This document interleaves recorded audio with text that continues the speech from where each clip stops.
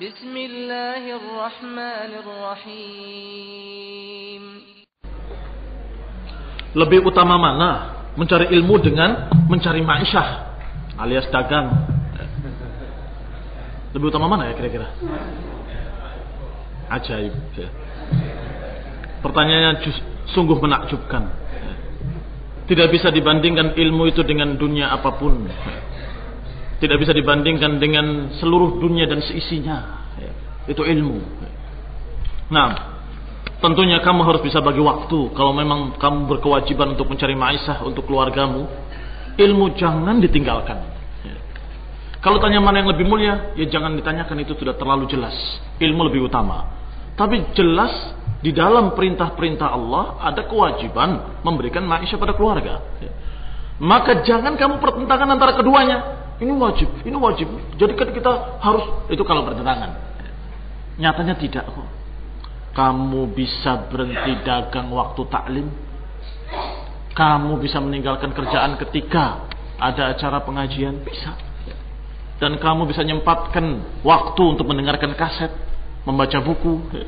Sehingga jangan anggap bahwa dua perkara itu bertentangan sehingga harus dipilih. Lebih mulia mana, Ustaz? Nyari ilmu apa ma'isyah? Itu kalau bertentangan, dua-duanya harus. Dan yang lebih utama adalah ilmu. Ilmu. Sehingga ada seorang dari kalangan salaf yang dikisahkan oleh Al-Ajurri dalam Ghuraba minal Mu'minin. Seorang yang kerja menjadi nukang cuma hari Sabtu saja. Dan dapat bayaran 7 danik.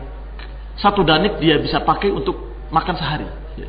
Maka sisanya dia belajar di ulama sampai habis 7 danik ini, dan kemudian hari ketujuhnya, hari Sabtu, dia duduk lagi, atau dia kerja lagi di tempat tadi, kerja harian, dapat lagi 7 danik lagi, balik lagi dia ke sana, yang ternyata anaknya khalifah. Ikhwan fillah azakumullah, ini bukti betapa pentingnya ilmu. Mau belajar ke ulama, dikasih sebagai bekal, permata yang besar, dia simpan nggak dipakai, dia kerja. Dan ini diriwayatkan oleh orang yang memakai dia sebagai pekerja.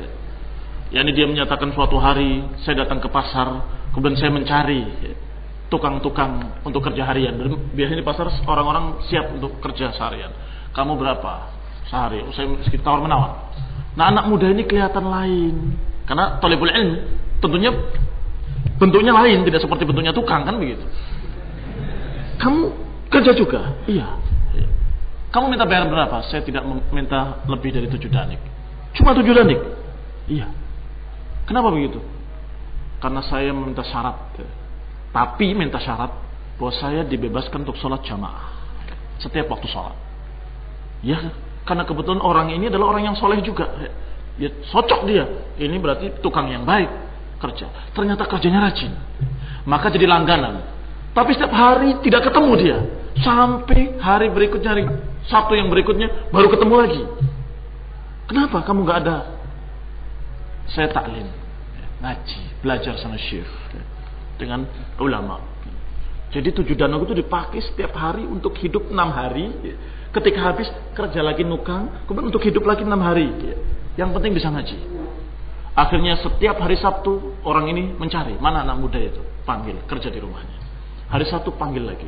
Sampai ketika suatu hari orang itu nggak ada. Dicari-cari, tanya-tanya, ternyata didapati dalam keadaan sedang sakit. Kemudian dia berpesan, karena kelihatannya sakitnya parah, dia berwasiat bahwa ini berikan, kalau saya mati berikan ini kepada khalifah. Kemudian meninggal. Ketika iring-iringan khalifah lewat, maka dia memanggilnya sambil menunjukkan barangnya. Maka khalifah melihat barang tersebut langsung berhenti. Dari mana kamu dapat ini? Diceritakan kejadian seluruhnya. Maka khalifah tadi menangis. Kenapa kau menangis?